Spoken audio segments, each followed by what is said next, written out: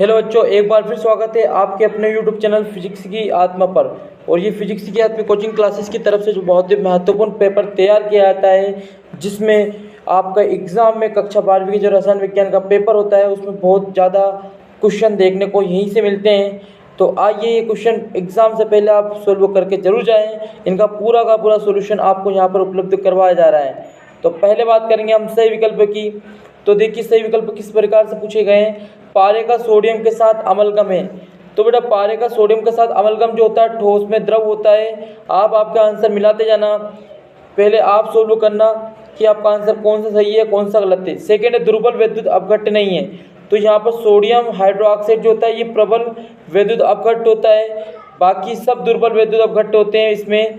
तो याद रखना सोडियम हाइड्रोक्साइड क्या रहेगा आपका, दुर्बल वैद्युत अपघट्ट नहीं है, प्रबल रहेगा। इसके बाद होता है पिरिडीन। पिरिडीन किस प्रकार का लिगेंड है। तो यहाँ पर पिरिडीन जो होता है एक दंतु लिगेंड होता है। ध्यान रखें कौन सा विटामिन नहीं माना जाता है।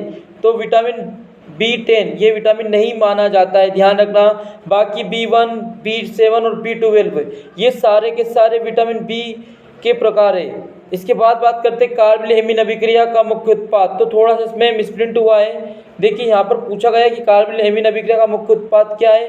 तो इसका जो राइट आंसर है वो ध्यान रखना फेनिल आइसोसाइनाइड होता है। क्या होता है फेनिल आइसोसाइनाइड। ये बीच में क्वेश्चन आ चुका तो ध्यान रखना, ये अभी यहाँ पर क्वेश्चन नहीं है। इसका ऑप्शन पहला क्लोरीटोन था, सेकंड था आपका क्लोरोपिक्रिन, थर्ड 2 मिथाइल 2 प्रोपेनॉल था। तो इसका राइट आंसर क्या है फेनिल आइसोसाइनाइड, क्योंकि आपको पता है कार्बनिल हेमीन अभिक्रिया जो होती है उसमें फेनिल आइसोसाइनाइड बनता है। इसके बाद बात करेंगे अनुसंख्यिक गुणधर्म नहीं है। तो अनुसंख्यिक गुणधर्म कौन कौन सा होता है हमें याद है, क्वथनांक उन्नयन अनुसंख्यिक गुणधर्म होता है, हिमांक अवनमन भी आपका अनुसंख्यिक गुणधर्म होता है। उसके बाद प्रसरण दाब भी अनुसंख्यिक गुणधर्म होता है। तो वाष्प दाब जो रहेगा आपका प्रसरण गुणधर्म नहीं है, ये आपको ध्यान रखना है। इसके बाद अगले क्वेश्चन की तरफ हम बढ़ते हैं। अब यहाँ पर आपसे पूछे गए रिक्त स्थान, तो रिक्त स्थान को आप एक बार मिला लेना कौन सा रिक्त स्थान आपका सही होने वाला है। तो पहला है किसी गैस की द्रव में विलेयता। ये बेटा हेनरी के नियम, किसका नियम, हेनरी के नियम द्वारा निर्धारित होती है। मानक हाइड्रोजन जो इलेक्ट्रोड हुआ होता है ये शून्य माना गया है। 1 फेराडे विद्युत आवेश का जो मान होता है 96,500 कूलम। कितना होता है 96,500 कूलम होता है। Ni निकिल 2+ का जो रंग होता है वो हरा होता है। कैसा होता है, हरा होता है, ये याद रखना है। आगे बढ़ते हैं EDTA एक लिगेंड है। तो इसको या तो आप हेक्सा दंतुर लिख सकते हो, हेक्सा दंतुर बोल सकते हो, या आप इसको सट दंतुर, इसका सट दंतुर भी इसका राइट आंसर हो सकता है EDTA। उसके बाद फ्रियोन 12 का जो अनुसूत्र होता है वो CCl2F2 क्लोरोफ्लोरोकार्बन जो होता है वो ही फ्रियोन 12 का अनुसूत्र होता है। आइए बात करते हैं जोड़ी की। तो जोड़ी और मिला लेते हैं जल्दी से देखना। तो यहाँ पर पायरिन होता है वो CCl4 के नाम से जाना जाता है। उसके बाद ग्लूकोज जो होता है एल्डोहेक्सेस होता है। विटामिन के जो होता है वो सामने आ जाएगा, रक्त का थक्का जमना के लिए सहायक होता है। सेल स्थिरांक का सेंटीमीटर इनवर्स मान होगा। डी ब्लॉक का तत्व जो है वो Ni निकिल जो होता है डी ब्लॉक का तत्व होता है। इसके बाद बात होगी लुनार कास्टिक, मतलब एक शब्द की बात हम करते हैं। तो लुनार कास्टिक जो होता है ये AgNO3 जो होता है उसको लुनार कास्टिक को कहा जाता है। चालकता जो इकाई होती है, तो ये थोड़ा बाय मिस्टेक हो गया, चालकता की जगह आता है तुल्यांक की चालकता।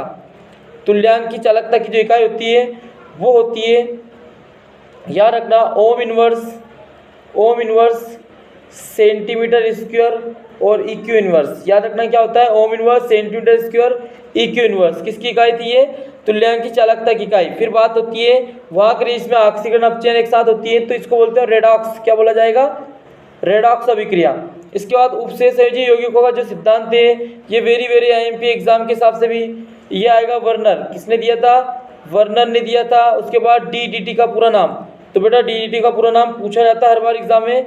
तो DDT का पूरा नाम होता है डाइक्लोरो, क्या होता है इसका नाम,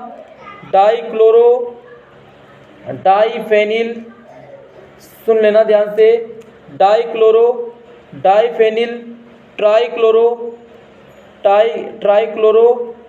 एथेन। क्या होगा, तो DDT डाइफेनिल ट्राइक्लोरो एथेन। इसके बाद विटामिन C का रासायनिक नाम, तो इसका रासायनिक नाम विटामिन C का याद है आपको, एस्कॉर्बिक अम्ल। क्या होता है, एस्कॉर्बिक अम्ल। तो बेटा यहाँ पे इसका vitamin C, vitamin A, B, C सबके नाम आपको, रासायनिक नाम, उनके कमी से होने वाले रोग याद होने ही चाहिए आपको। चलो बात करते हैं सत्य असत्य की।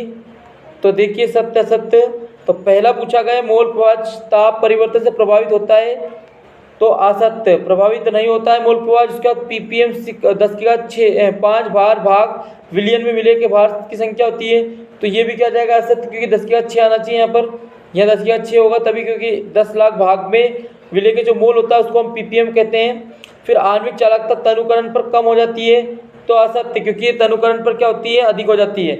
लेंथेनाइड एक्टिनेट की तुलना में अधिक क्रियाशील है, तो लेंथेनाइड जो होते हैं वो एक्टिनेट की तुलना में कम क्रियाशील होते हैं, ये भी क्या हो जाएगा, असत्य हो जाएगा। CHCl3 एल्किल हैलाइड है, तो बिल्कुल ये एल्किल हैलाइड ही है ना, एल्किल हैलाइड का ही सूत्र है। इसके बाद क्वेश्चन नंबर 6 देखिए आप, इसमें पूछा क्या गया था, सोडियम हाइड्रोक्साइड के 1 लीटर विलियन में 5 ग्राम सोडियम हाइड्रोक्साइड घुलाए तो विलियन की नॉर्मलता ज्ञात कीजिए। बहुत इजी क्वेश्चन है, इसको करके जाना है। ppm सांतन से आप क्या समझते हैं, क्या कारण है संक्रमण धातु रंगीन आयन बनाते हैं। क्वेश्चन में आपको एक बार बता रहा हूँ, सारे के सारे ध्यान देते हैं ना।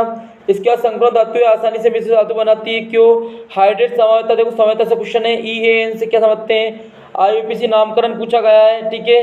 इसके बाद फेरोसिल लवण से आप क्या समझते हैं, ज्यूटन आयन से आप क्या समझते हैं। Vitamin A, B, C, D के रासायनिक नाम देखो आ गया, यहाँ पे DNA RNA में अंतर आता ही हर बार। आवश्यक एमिनो अम्ल की परिभाषा और 2 उदाहरण देना। हुंसुटिकर अभिक्रय को समीकरण सहित लिखना है। मार्कोनी का नियम रासायनिक समीकरण जैसे लिखना है। फेराडे का विद्युत अपघटन का नियम लिखना है। लवण सेतु के कार्य आपको बताना है। डी ब्लॉक एफ ब्लॉक में अंतर बताना है। लेंथेनाइड संकुचन क्या होता है, इसका कारण। ये देखिए एक सवाल पूछा गया, आणविक द्रव्यमान ज्ञात करना है आपको, प्राउड का नियम बताना है। उसके बाद क्या होता है, केवल समीकरण दीजिए। तो इस प्रकार आपको केवल समीकरण देना है। इसमें है ना, मेथेन की क्रिया Cl2 से होती है। Methyl chloride methyl sodium methoxide से क्रिया करता है। SN1 SN2 अभिक्रिया में 3 अंतर। जिंक कैडमियम मरकरी को संक्रमण धातु क्यों नहीं माना गया है, बताना है। क्या कारण है संक्रमण धातु परिवर्ती ऑक्सीजन संख्या दर्शाती है। आप क्लोरोफॉर्म से निम्न को कैसे प्राप्त करोगे, ये आपको बताना है, ठीक है। इसमें कार्बोनिल क्लोराइड है, क्लोरीटोन है, क्लोरोपिक्रिन है, मेथिल क्लोराइड, ये बनाना है। DDT अभिक्रिया को समीकरण लिखते हुए लिखना है। क्वेश्चन नंबर 19वां है, इसमें आपको तुल्यांक की चालकता ज्ञात करनी है। मान दे रखे हैं।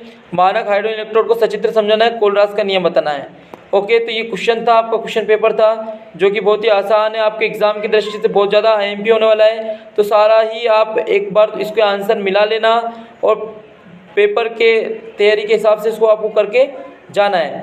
तो ठीक है बेटा, अगले वीडियो में फिर मिलते हैं, जहाँ पर आपको नेक्स्ट वीडियो रहेगा, जो नेक्स्ट पेपर आपको इसमें उपलब्ध करवाया जाएगा। तब तक के लिए जय हिंद, जय भारत, धन्यवाद।